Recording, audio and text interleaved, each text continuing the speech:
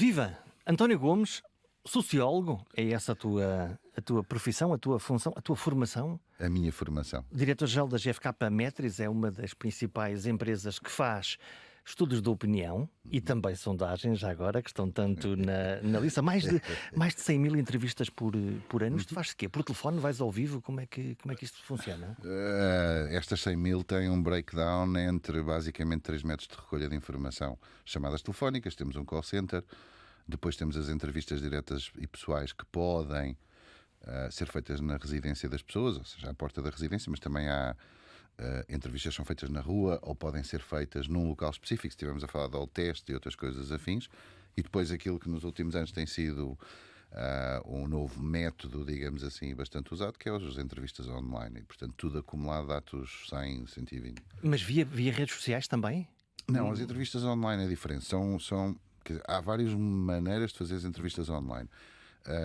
Há basicamente duas que são as mais frequentes. Uma é uma ação de outbound, que é o cliente ou a entidade tem uma base de dados e, portanto, envia à sua base de dados um convite para que eles participem e respondam. E aí depois tens umas coisas tricky que têm a ver ou não com a proteção de dados. E, portanto, tu podes ter o que nós chamamos um endereço universal, onde eu mando para ti e tu podes responder, mas podes mandar para os teus filhos e etc. Ou tens um endereço nominal. Nominal termina ou declina com um código que é atribuído exclusivamente a ti. E, portanto, uma vez tu respondendo, já não se pode responder mais e, no limite, podias assignar o IP do convite. Quer dizer que podes saber que sou eu que estou a responder? A intenção é saber que sejas tu, ou seja, é garantir que, dependendo do tipo de estudo, as características das pessoas que nós queremos que respondam sejam controladas. Porque tu vais à procura de saber o que é. Eu vou à procura de determinadas características. Se for o caso, usando a base de dados do cliente ou a entidade com quem trabalho. A alternativa são os chamados Access Panels online, isto é, são grandes players mundiais que têm, e também locais, que têm uma base de dados que tem uma relação mais ou menos contratualizada com os respondentes e, portanto, as pessoas estão à espera de receber frequentemente convites para responderem a inquéritos sobre os temas mais diversos. E hoje estamos, neste momento, num processo eleitoral e pré-eleitoral, portanto, todos os dias nós estamos a ver a sondagem A, a sondagem B, e elas trazem resultados diferentes. Mas, afinal, nós não somos os mesmos eleitores. Como é que está a sair? Como é que, como pipocas, subitamente, este é mais para a esquerda, este é mais para a direita, este partido está mais à frente, mais à direita? Eu acho que a principal percepção de diferença radica primordialmente no facto de haver sondagens que dão ora a AD, ora o PS à frente. E, portanto, isso, aos olhos das pessoas, estes tipos estão a dar estes à frente e os outros estão a dar estes dão a AD à frente e estes dão o PS à frente. E isso é porquê? É por causa das respostas que as pessoas estão a dar a estas sondagens? Ou a seguir há uma fórmula? Não. Primeiro, estas sondagens todas, sem exceção, são feitas sempre com base num princípio, que é o princípio de uma amostra representativa. Mas ela tem intrinsecamente um erro. Explica lá isso. O que é uma amostra representativa? Como é que se garante essa representatividade, no fundo, é isso? Sim. Bom, antes disso, só para terminar, quando tu tens duas amostras que uma dá um à frente e outra dá a outra à frente, mas se a diferença entre eles estiver dentro do intervalo, nós estamos basicamente a falar de que estão empatados. Ora, o que é que acontece na percepção do empate?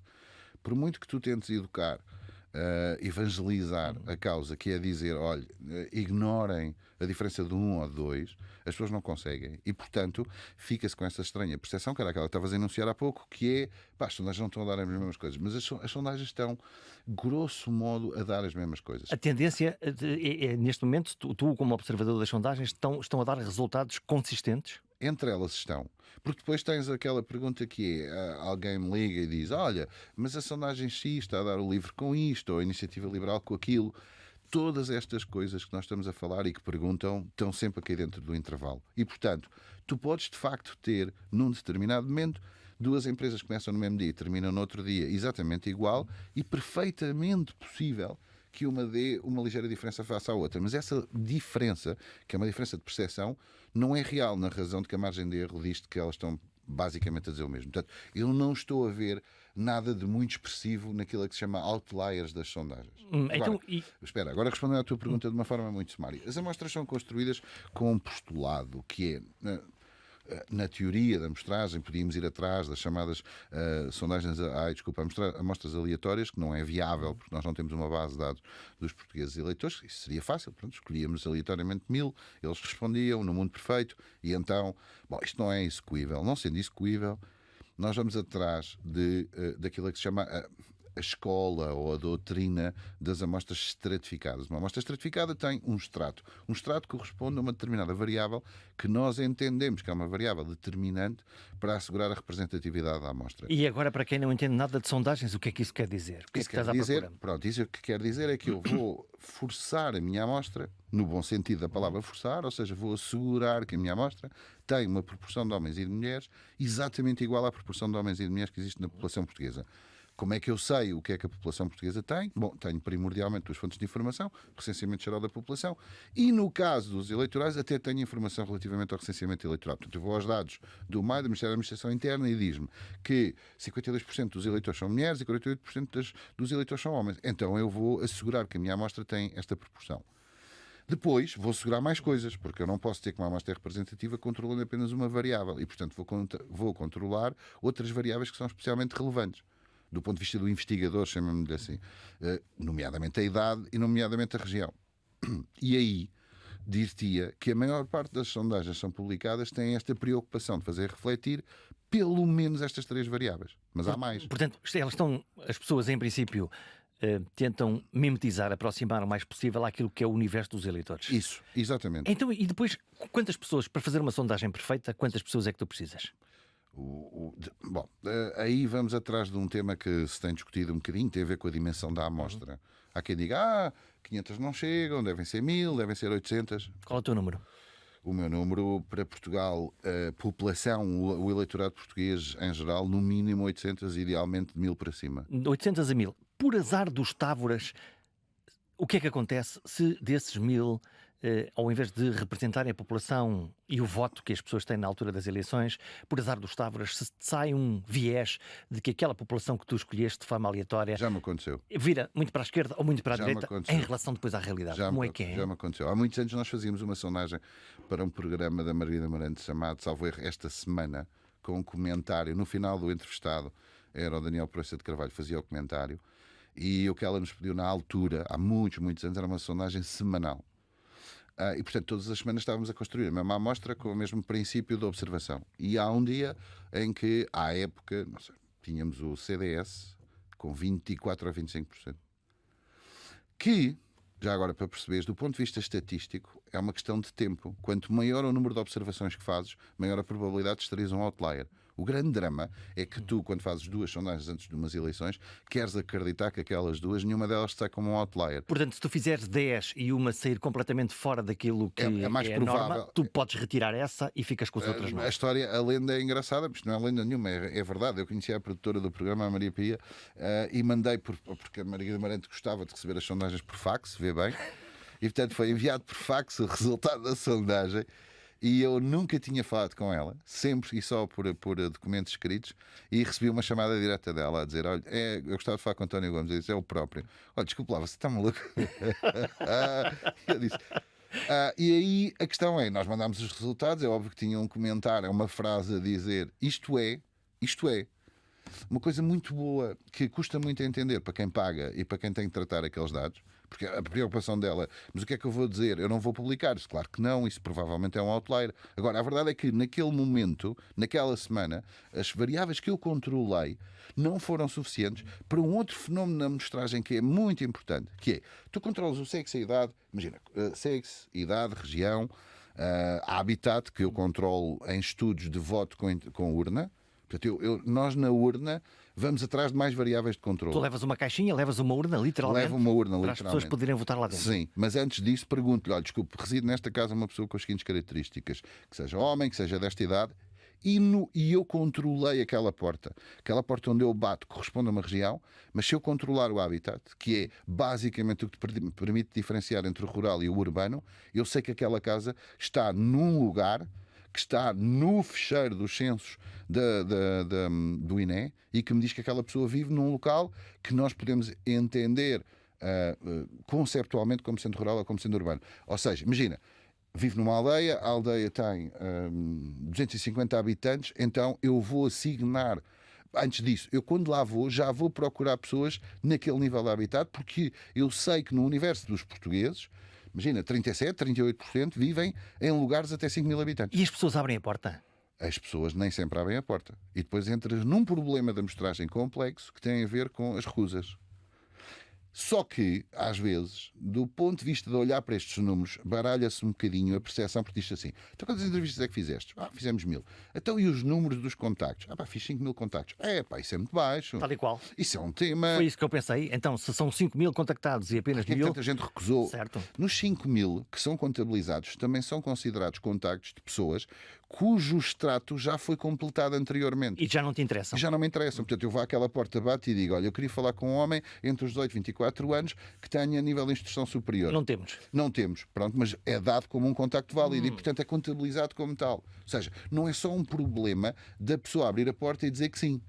Eu tenho que abrir, pedir que ela gentilmente abra a porta, que diga que tem lá uma pessoa com as características, o que significa que há um dado muito engraçado, que é a taxa de participação ou de utilidade de contacto à porta vai diminuindo à medida que a tua amostra vai sendo completada, na razão de que, ao fim de 2, 3 dias, já estás a procurar pessoas com determinado perfil, porque, entretanto, os outros extratos são dados como fechados, porque mais facilmente foram concluídos. E é só a única maneira que tu tens de encontrar os eleitores que estás à procura com aquela tipificação que é cada vez mais restrita. E depois perguntas a estas pessoas em quem é que elas votaram nas últimas eleições. O voto passado pode ser utilizado como uma variável interessante. Se nós quisermos fazer um cross-analytics, em que eu quero perceber como é que ela votou e como é que ela se propõe a votar hoje, eu não sou especialmente fã de perguntar sobre, vamos lhe chamar assim, componentes temporais muito antigas. Se me perguntas às pessoas como é que elas votaram em 2024, com certeza foi há um ano, sim, não há nenhuma razão. Está fresco. Está fresco. Quando vais para trás, mais para trás, tens um tema e tens vários ensaios científicos que te referem a isto e tens várias provas interessantes que as pessoas mentem. Mas não mentem por maldade. Olha, vou-te dar um exemplo. Se calhar ninguém hoje assume que votou Vale Azevedo no universo dos sócios do Benfica na altura, ou Bruno de Carvalho. Tu tens momentos em que as pessoas...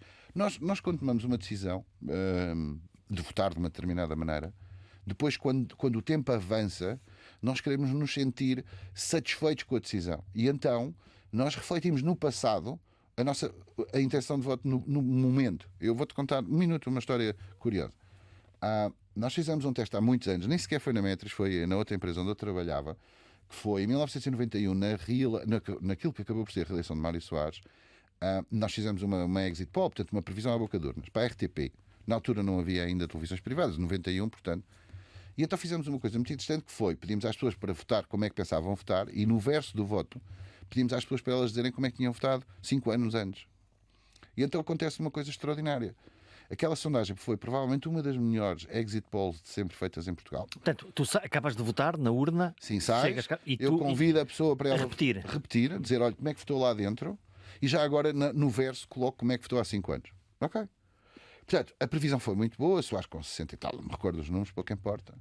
E quando vamos analisar os dados da parte de trás, que é como é que votaram há 5 anos, o Soares tinha ganho por 60 e tal ao Freitas.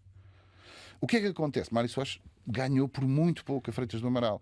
O que é que as pessoas estão a dizer? Que mentiram? Não, elas estão a procurar um conforto, que é espelhar no voto passado aquilo que elas naquele momento tinham acabado de realizar. Portanto, estão a olhar para a realidade com a lupa, com os óculos da realidade, sim, de hoje, aquilo que refletiram. Sim. Pode haver aí um voto envergonhado, passado ou futuro, pode. Que é, eu estou a pensar em votar aqui neste partido, nesta força, mas tenho vergonha de assumir que vou votar nesta força. Isso é diferente. Esquece a unidade temporal, concentra-te no que é a lógica do shy voter.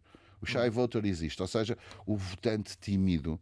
O votante tímido tem declinações diferentes. A primeira, a mais conhecida, tem a ver com enfim, uma politóloga alemã que falou muito e fala-se muito sobre isto, tem a ver com a teoria da espiral do silêncio, isto é, o eleitor que é engaged com um partido, e esse partido normalmente está no governo e está sobre o fogo da crítica da opinião pública, os seus eleitores envergonham-se, entre aspas, e portanto não o assumem. É aquele tipo de pessoa que está no café e diz: para estes tipos são uns bandidos e tal, mas depois quando vai lá vota naqueles bandidos. Porquê? Porque ele quer se sentir confortável e não quer assumir. Ok? Este é um tipo de shy voter. Depois podes ter um outro shy voter que não tem nada a ver com o partido estar ou não estar no poder, mas tem a ver com, vamos lhe chamar, posicionamentos mais nicho, onde gera incómodo a pessoa. Eu acho que o Chega, vamos falar do Chega, que é um bom exemplo.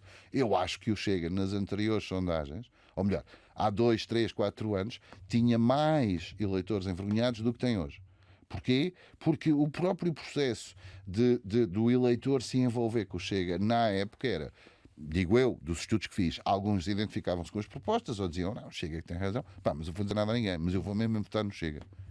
Hoje, alguns desses eleitores já o assumem. Porque o partido cresceu e está mais institucionalizado. Exatamente. Portanto, passa a ser mais normal. Sim, porque ele sente que se estiver num café ou a cortar o cabelo num cabeleireiro com 10 pessoas, provavelmente se ele disser sou do Chega, haverá mais gente lá a dizer: amiga, eu também sou. Então, e estes eleitores envergonhados?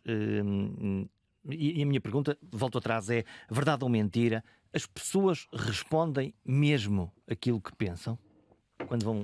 Eu dir-te-ia que na maior parte das vezes, leia-se, 99% acho que sim. Porque há ali um momento em que a própria pessoa, mesmo que possa sentir a tentação de dizer assim: eu vou responder uma coisa diferente daquilo, mas eu acho que a maior parte das vezes as pessoas são genuínas e pensam: mas o que é que eu ganho com isto? Sim. Porque para mim, eu posso ser prejudicado, mas ele não ganha nem perde em estar a enunciar uma intenção de voto diferente daquela que... Entendes? Portanto, está aqui o António Gomes. Vou dar-lhe cabo do trabalho dele e vou responder. Mas não é o António Gomes que lá está, entendes? São os meus entrevistadores, é uma equipa que está a trabalhar. O tipo de empatia ou de proximidade que tu crias com aquelas pessoas a quem bates à porta, para já é sempre uma coisa estranha, não é? Olá, viva, como está? Olha, eu não quero comprar nada. Não é vendas. Não, então o que é? Olha, mas, de repente não há nenhuma razão. Como é que tu geras, como é que se gera essa confiança? É parte da formação que é dada aos entrevistadores, parte também do perfil dos entrevistadores, coisa que tu não tens um controle hoje 100% sobre, porque obviamente nem toda a gente quer ser entrevistador, com pena nossa. É uma profissão em vias de extinção, mas posso-te dizer que, por exemplo, numa previsão eleitoral, a última que fizemos para a SIC, a idade média dos nossos entrevistadores andava nos 52, 53 anos. O que é uma boa idade, em princípio? Uma idade mais credível ou não? É uma idade que gera maior empatia face ao universo das pessoas com quem tu queres interagir, entendes? Eu acho que tu não tens nenhum jovem a recusar uma senhora já com 50 anos que o aborda à saída de um local de voto. E igualmente as pessoas mais velhas podem gerar um bocadinho mais de identificação com alguém de uma idade que aparenta ser-lhes próxima. Agora, tu não tens esse controle e, portanto, eu também tive entrevistadores que tinham 21 e 22. Estou-te a dizer a média, aquilo que é maximizar. O que é que me angustia, por exemplo, numa previsão eleitoral? As recusas. Porque eu tenho um processo de seleção que é um intervalo sistemático. Ou seja, eu escolho a pessoa que vai responder de 3 em 3 e se eu tiver muitas recusas de pessoas, por exemplo, com mais de 70 anos, eu tenho um problema. Tens um problema no universo. Tenho um problema na amostra face ao universo e tenho um desvio.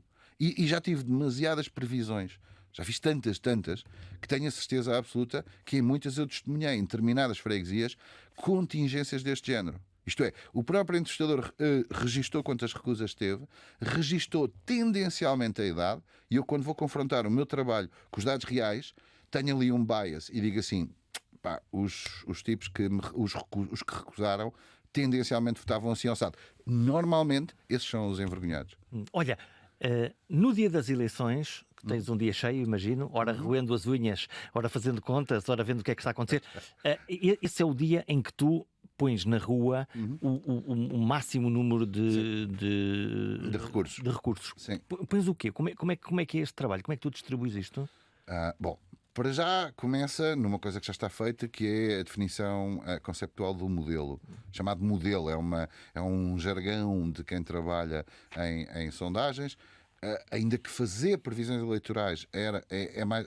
Bom, há 4 entidades no país, ou 5 que fazem no máximo, ou se arriscam, ou se atrevem a fazer uma previsão eleitoral. Há mais a fazer sondagens do que a fazer previsões eleitorais. Também não há muitas entidades a pagar uma previsão eleitoral, note-se. Quanto custa uma previsão? Custa dezenas de milhares de euros. É cara, é onerosa. E quando estás aí, começa por um tema técnico que não é, no meu entender, é científico. Nós trabalhamos com o Pedro Magalhães do ICS e com a equipa do Pedro, agora reforçada pelo Santana Pereira. E a questão aqui é, nós pensamos o que é que, no modelo que queremos desenhar, que é um modelo baseado nas freguesias, quais são as assumptions metodológicas que devemos considerar. Então, vou-te dizer coisas relevantes. Óbvio que temos freguesias por todo o país, óbvio que temos freguesias de matriz urbana, óbvio que temos freguesias de matriz rural e depois temos os pozinhos do chamado do segredo, que não é segredo nenhum, é um segredo de polichinelo, porque é obrigatório por lei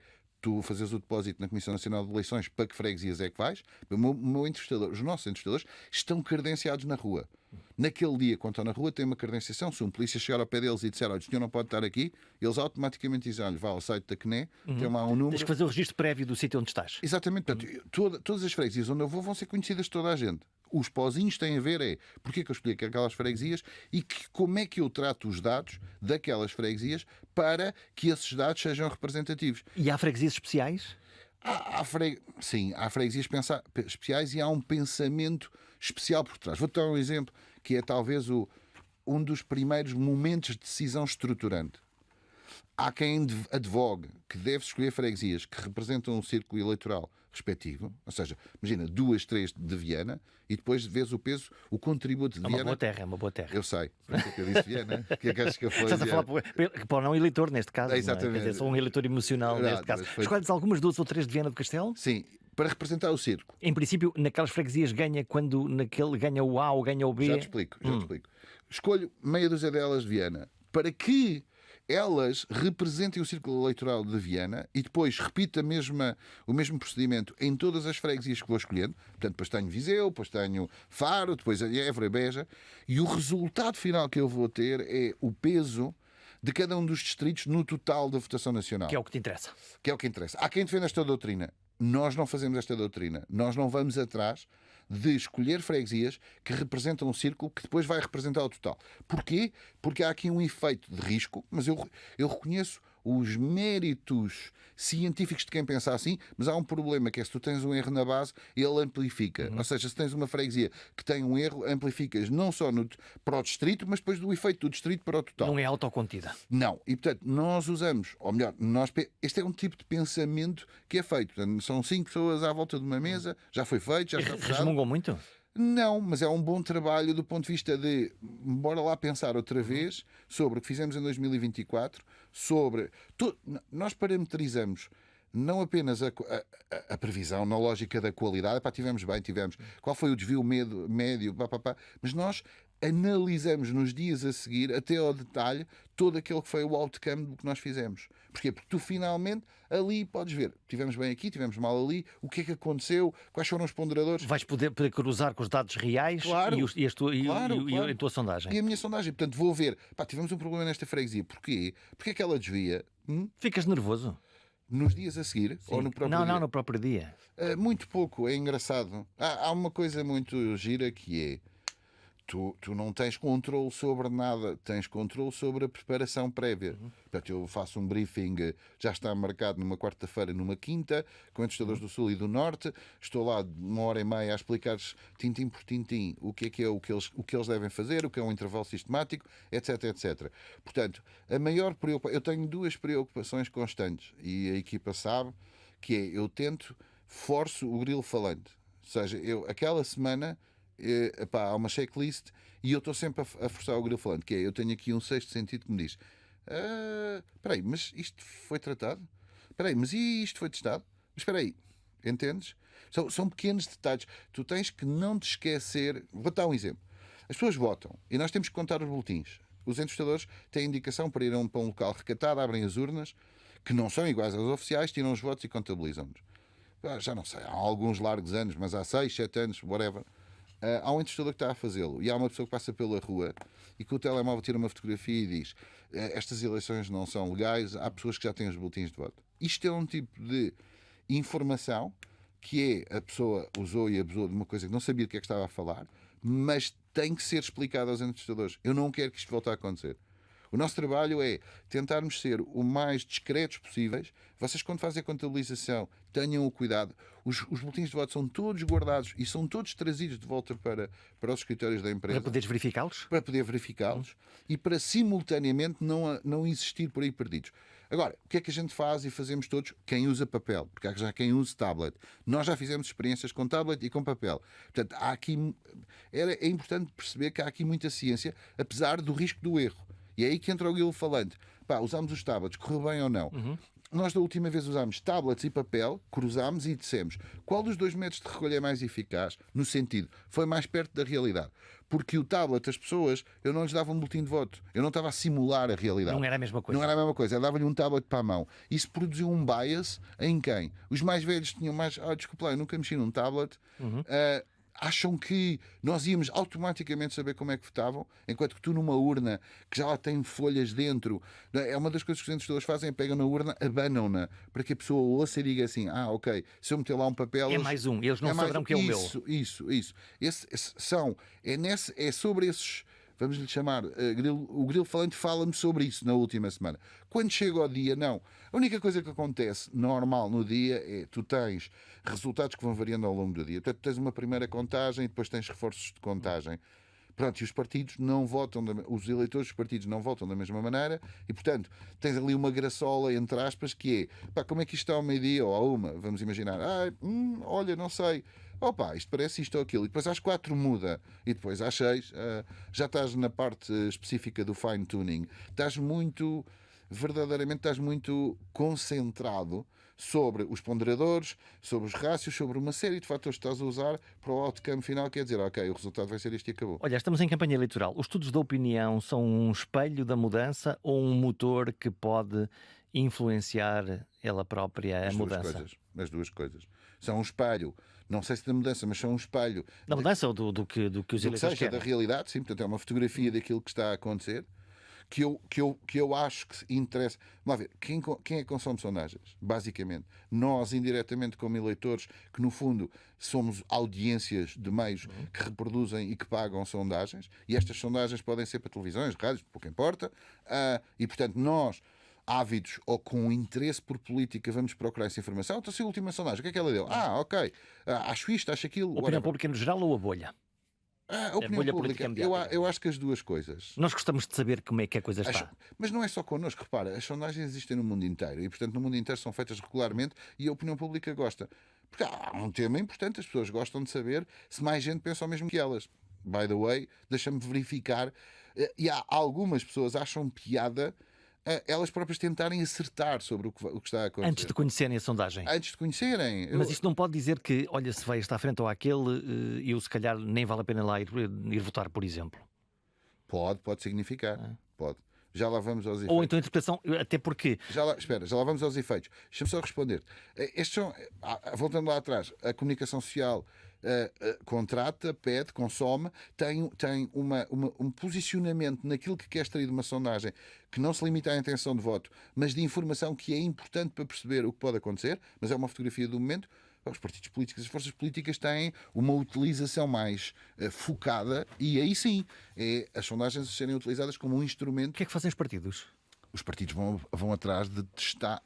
Vão buscar muitas coisas nas sondagens, desde logo testes de posicionamento, testes de ideias, testes dos líderes, das características dos líderes, tudo o que tem a ver com comunicação e posicionamento dos partidos, as sondagens são usadas para esse efeito. O líder vai decidir isto, vai defender isto ou aquilo, vou testar o que é que os eleitores pensam, o que é que os outros eleitores pensam? Sim, tu podes ter, simplificando para quem nos ouve perceber melhor, eu acho que há duas formas de posicionar, a proativa e a reativa.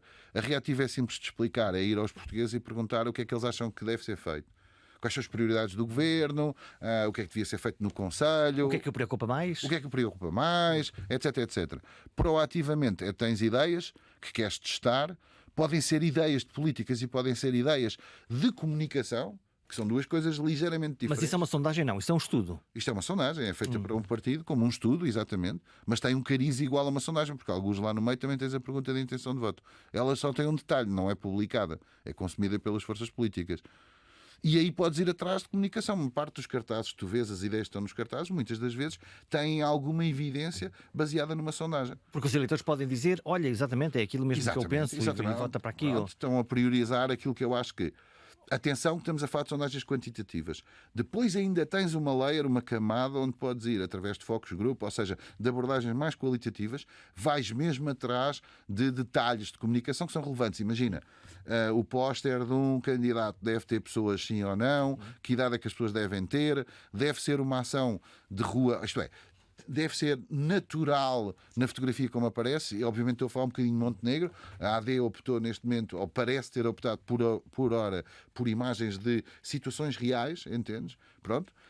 Não aquelas fotografias de estúdio que nós vemos, muito trabalhadas, mas usadas aquilo reais. Tem uma intenção que provavelmente é aproximar a mensagem a alguém que está na rua, que está com as pessoas e que, quando promete uma coisa qualquer, seja habitação, outra coisa qualquer, está ali, entendes? Estás subliminarmente a tentar passar a mensagem de que este homem promete isto e está aqui a fazê-lo, entendes? Olha, há aquela banda dos chamados indecisos, que não sei quantos são, mas que estão ali entre os partidos. Normalmente fala-se do centrão, vai para um lado ou vai para o outro. É possível ver nos últimos anos como é que os eleitores portugueses se têm tendencialmente comportado? Se eles são mais ou menos estáticos, se eles se vão democraticamente distribuindo ou se eles apresentam tendências gerais no eleitorado de se posicionar mais à esquerda ou mais à direita? Bem, há estudos específicos para o posicionamento ideológico. Tu podes medir o posicionamento ideológico de forma declarativa e podes medir de forma indireta. Isso é um tema relevante. Você é um homem de esquerda ou um homem de direita? De 0 a 10, como é que se posiciona? Um clássico. Mas podes fazer um cross-check com perguntas que têm a ver com componentes mais de natureza doutrinária. Tu tiveste há uns anos os órgãos de comunicação social, lembro do Expresso e do Observador, que era: você não sabe se é de esquerda ou de direita, respondeste questionário e nós posicionamos. Aquelas 50 perguntas, aquelas coisas, a economia, as coisas públicas, o que for. Whatever. Eu lembro-me, olha, mais uma história, já começo a estar velho e já conto muitas histórias. Lembro-me de uma vez, trabalhámos para o Independente e mandaram uma sondagem precisamente ao então diretor Paulo Portas, em que precisamente cruzávamos o posicionamento político, ou seja, de 0 a 10 de esquerda a direita, versus a preferência partidária. E aparecia um indivíduo que se auto-intitulava de 9, portanto, extrema esquerda, e votava CDS-PP. Eu lembro do Paulo Portas ligar e dizer: sei lá, que este gajo é maluco? Queremos conhecer este eleitor. Não, quem é este gajo? E eu disse: as pessoas não têm... Mas isto é muito frequente. Ou seja, há estudos que nos dizem como é que o eleitorado se tende a posicionar do ponto de vista da ciência política, mais para a esquerda ou mais para a direita. E depois a decisão tem a ver com isso? A decisão não tem a ver com isso. A decisão é fruto de outras coisas. Mas respondendo à tua pergunta, somos um país maioritariamente de esquerda, somos um país maioritariamente de direita? Não interessa nada. Tu vês que António Costa teve uma maioria absoluta há não muito tempo atrás, entendes? Que tu não Só ele. Tu previste? Não posso falar sobre isso. Porque eu lembro-me, porque nenhuma sondagem dava aquilo e depois apareceu. Eu sei, porque já agora podemos dizer às pessoas que tu estavas dentro da campanha e por isso tens informação obviamente mais relevante. Digamos que havia sinais. É curioso, porque os sinais é uma das coisas mais importantes de tu entenderes ou interpretares as sondagens. E isso parece estranho, estou a puxar de galões no sentido de estou-me a vender como um sábio, que não sou e não gosto de o ser. Mas o teu grilo falante... Mas são tantos anos a fazê-las, tantos anos a confrontar aquilo que é uma intenção de voto, 1, 2, 3 semanas, e depois o resultado final, que tu às vezes sentes sinais, entendes? Claro que eu não posso verbalizá-lo, não posso dizê-lo só por uma única razão, porque alguns deles, o Zé Manuel Mestre, quando estava na SIC, há muitos anos, mesmo há muitos, era muito engraçado, porque encontrávamos sempre no momento em que eu apresentava, que íamos lá entregar a sondagem à boca de urna. E ainda não saía, imagina, a gente entregava aquilo era-se para sair às 7 da tarde e ele estava cá fora às 5 da tarde. Eu disse: então estás bom, então tudo bem. E ele usava um método de avaliação que era: eu acho que vai ganhar este. Eu disse: então porquê? Porque eu faço cobertura das campanhas. É intuitivo. É intuitivo, eu faço cobertura. Estive no Algarve, estive em Viseu, não sei o quê, e ele lá naquela moto dele e dizia: quando eu para chegar a um comício demoro mais não sei quantos minutos, isto corre bem ou isto corre mal para aquele partido. Está cheio ou está vazio. Sim, esse é o tal truque, que não é truque nenhum, porque às vezes enganamos, mas é aquela percepção, como eu, sim, os meus amigos apostei ao almoço e, portanto, de alguma forma lucrei com isso, mas apostei o Brexit e a primeira vitória do Trump. As pessoas já não se lembram, mas as duas coisas eram absolutamente impensáveis e eu tive a intuição e disse: não, o resultado destas duas eleições é garantido. Quando as sondagens, elas não diziam o contrário, diziam era que a intenção de voto ainda não tinha lá chegado. Lembra-te, isto é sempre uma fotografia. Nós temos a tirar uma fotografia agora, mas nós não sabemos o que acontece no photo finish. Olha, e como é que tu... E eu acho que no caso de Costa eu tive o pressentimento, mais não digo. Que ferramentas te levas tu para explicar aos líderes partidários que uma sondagem é, se calhar, difícil para ele? É antes. Porque as boas eu imagino que... Prepara-se antes. Eu já tive com líderes políticos que assumiram... Políticos e empresariais, porque tu trabalhas com... Eu já tive com pessoas... Há um caso específico, eu lembro perfeitamente. Eu estou com uma pessoa que assume a liderança de um partido que não me conhece de lado nenhum, que lhe é dito, fala com o António, eu vou ter com ele, e a primeira coisa que faço é claramente um disclaimer, que vamos a ver se a gente se entende. E isto é muito importante. Eu não digo o que eu penso. Eu sou um intermediário que posso mastigar, mas que basicamente diz o que é que o eleitorado pensa. Mas tu trazes ciência e normalmente estas pessoas, estes líderes, são profundamente intuitivos. São. E estes universos não... São. António chocam. Costa costumava dizer, mas eu acho que todos os políticos fazem isto. O António Costa dizia: António, eu sinto a rua. É verdade, o que é que queres? Eles sentem a maneira como eu vou ali ao acolhi e eu vejo o olhar, sinto que... E quando os teus números não batem com aquele farejo da realidade? Depende, é isso que eu te ia dizer. Amuam, ficam contrariados. Tudo. Acontece tudo um bocadinho. Mas é muito importante a preparação prévia. E o que é a preparação prévia? É aquilo que eu te disse, que é a primeira vez que nos sentamos à mesa é para definir, meu amigo, eu não vou... Se eu disser uma coisa profundamente desagradável, e digo... aliás, eu convido sempre os políticos a verem, por exemplo, Focus Group, estarem sentados e ouvirem a Vox Populi a dizer: fulano é irritante, fulano tem má figura. Uma cura de humildade. É muito importante, mas contratualiza-se isto. Agora, a qualidade média do político, felizmente, eleva-os para têm jogo de cintura e, portanto, eles sabem que nem toda a gente gosta deles e alguns são agressivos na forma como. E, portanto, há que saber... Agora, isto tem tudo a ver com personalidades. Eu lembro-me uma vez de dizer ao Vale Azevedo, eu trabalhei para o Vale Azevedo, não tenho nenhum problema com isso, é muito engraçado. Aliás, a primeira vez que trabalho com ele, ele perdeu por 10%, ok? E não, a trabalhar fiz sondagens, mas o senhor gentilmente convidou-me para ir lá almoçar ao escritório dele e depois perguntou: olha, o que é que você acha que eu devo fazer? E eu disse: eu mudava tudo. Mudar de clube. Não, isso. Mas eu mudava tudo. E disse-lhe mesmo: olha, você não leva a mal, mas a minha percepção daquilo que nós temos recolhido é: você parece que engoliu uma colher, é um tipo muito vaidoso, com uma postura muito. Pronto, eu disse isto tudo e ele aceitou e disse: bom, ok, muito bem, percebi. Chegou à noite, foi à televisão e comportou-se exatamente como sempre. Então, a única coisa foi, ok, eu fiquei com a consciência tranquila de lhe dizer, ele continua a ser ele próprio, curiosamente, acabou depois por vencer as eleições no passado um tempo e, portanto, na cabeça dele reforçou-se que aquilo que era o modelo de comunicação e o modelo de Estado é que estava certo. Não tenho controle sobre isso. Olha, nós fazemos em Portugal o profiling, o perfil para a escolha dos candidatos, ou não? Em que sentido é? Vamos agora para a Câmara de Viana. Podemos ir para a Câmara de Viana, nem sei quem são os candidatos.